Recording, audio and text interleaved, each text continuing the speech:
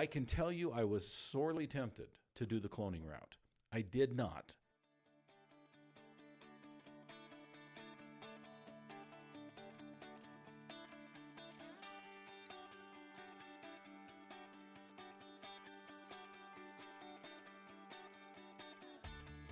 Originating from deep inside the Rocky Mountains, transported through the power of the internet, and arriving inside your tiny earbuds. Welcome back to the program, everybody. Dustin Harris hanging out in the podcast chair. Got a topic on the table today, a question I get fairly often, maybe not necessarily directed as a question, but the subject comes up often in my mastermind or all-star team, and it has to do with templates versus cloning. I want to pause here, remind you that we are sponsored by ANOW Software. ANOW, of course, is the software that I use to make up, but first you can go to anow.com/coach. One more time, anow.com/coach. All right, folks, cloning or templates, okay?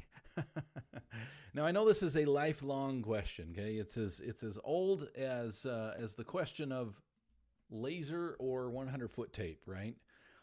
How do you start your reports? Now, we're talking specifically, of course, about the appraisal reports, and I'm talking specifically about Total because that's what I'm familiar with, but I'm sure the other vendors of software out there for appraisers can also do similar things. But I use all of those, so that's where I'm going to talk from. Of course, they are a sponsor of this program on my full podcast episodes. Today, just a mini-sode, we're going to talk a little bit about this question on the table. Do you use templates? Do you use merging? And let me just start by defining the two, and then I'm going to let you know what I use, okay, what I do, and then when we get back from the break, we'll take a quick short sponsor break, and then when we get back, I'm going to talk to you about why. Okay, that's an important thing. So I want to talk here, first of all, let's make some definitions. First of all, when I talk about templates, I'm talking about having a set of typical reports that you might merge with to start your reports, okay? I don't know anybody that starts with a blank report. I know there used to be a few of you out there. I hope there's not very many of you out there anymore, because we're going to talk about this efficiency thing today, and we're going to get into that just a little bit. But when it comes to templates, what we're talking about, and I'll tell you, as I coach other appraisers, a lot of them will have a template, say, for the 1004 UAD. And not necessarily for a particular neighborhood or particular city, but simply a 1004 UAD. And then they might have another template for a 2055, a 1025, and so on and so forth, okay? And the template basically is used for all reports that would take that type of a report, okay? That's a template. That's what I mean when I talk about templates today. That's what I'm talking about. I'm talking about a very, very finite, maybe 5 or 6, if you will, maybe a few more. Okay, but 5 or 6 that you're going to use on a regular basis. Okay, that's templates. When we're talking cloning, let me define that for just a second. Okay, cloning is more about you get ready to start a report. Okay, and it's 123 Any Street, and you know it's in Calico subdivision, and you know that about 3 weeks ago you did an appraisal in Calico subdivision. And 3 weeks ago in Calico subdivision, you had a home that, no, it was not exactly like the subject, but, it was 300 square foot different. It was maybe 10 years older. It had a 3-car garage. You have a 2-car garage. But all of your comps came from Calico subdivision because they were great comps. And you think that probably all of your comps for this report will come from Calico subdivision as well, because you, as the board, including some of the comps, including the stats, including the preliminary information about the market. Is it increasing? Is it decreasing? Is it, what's the high? What's the low? What's the age range? What's the buildup?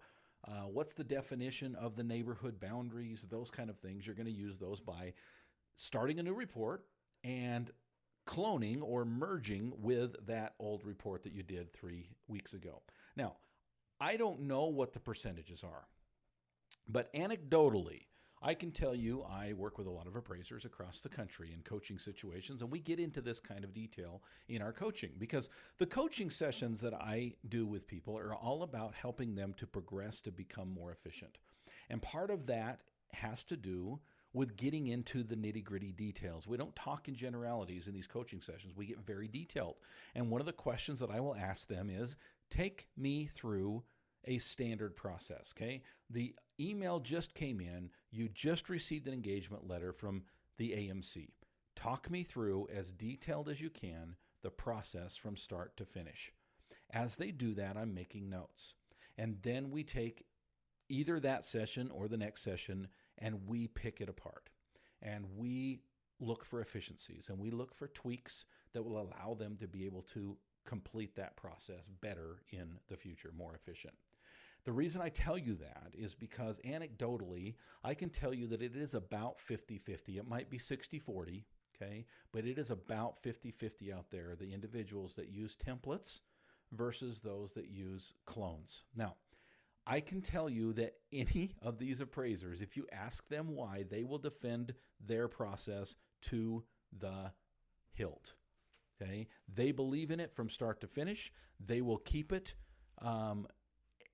in the process of testifying and creating a storyline that will allow them to tell the reasons why or justify why they do what they do. And guess what?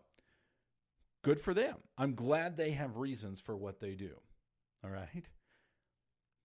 Let me talk to you about what I do. Personally, I do templates.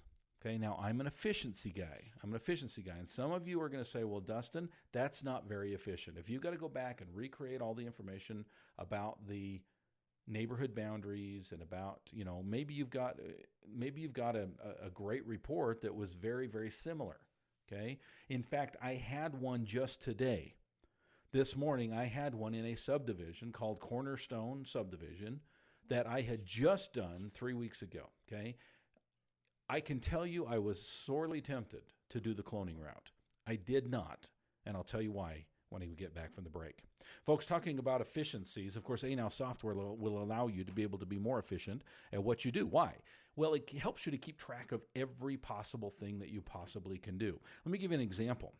This last weekend, I had a couple of assignments come over, auto-assigned from an AMC, and I wanted to get a jump start on the next week. We've been super busy, and I wanted to take the time to do the clones and everything else. Well, here's the thing.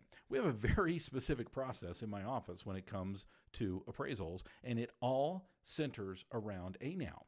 Well, guess what? It was the weekend, and nobody was on, and nobody had created a new ANOW order sheet for that. So as a consequence, nothing was in the work file. No information was there, including the order form itself. And I kind of had to pick around in the dark a little bit to make it work.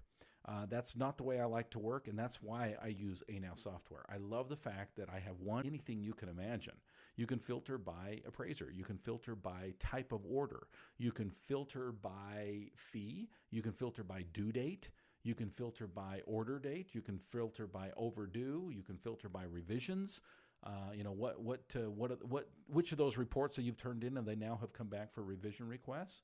All of that can be done inside ANOW software. Some of the other things they do is to help you to calendar and to map out and, of course, to keep track of everything in your work file. If you're not using ANOW software, folks, please check them out. Go to anow.com/coach. One more time, anow.com/coach.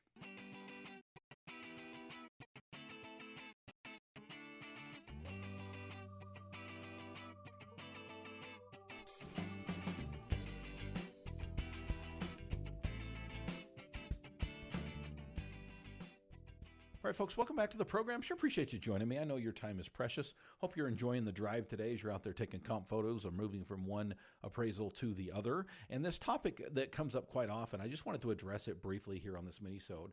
Templates or cloning. Now, folks, I will give you this. Cloning is probably more efficient. In fact, I would say most of the time it's more efficient. Not always, okay? Not always.